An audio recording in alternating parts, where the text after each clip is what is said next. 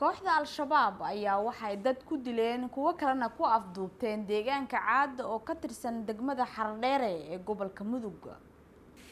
dadka deegaanka ayaa warbaahinta qaranka u sheegay in sidoo kale maleeshiyada shabaab wali afduub ay ugu haystaan 10 qof oo kale iyo gaarigii ay saarnaayeen. arrintan ayaa imaanaysa iyadoo shalay ilaa xalay dagaal xoogan uu maleeshiyada shabaab iyo dadka deegaanka ku dhexmaray deegaanka caad oo ka tirsan degmada Xardheere ee gobolka Mudug.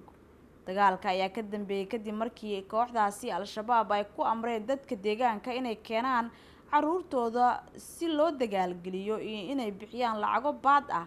hayeeshee amaradaasi ka yimid maleeshiyada shabaab ayaa waxaa ka dhiidhiyay oo u midoobay dadka deegaanka kuwaas oo dagaal xoogan kala hortagay kooxdaas.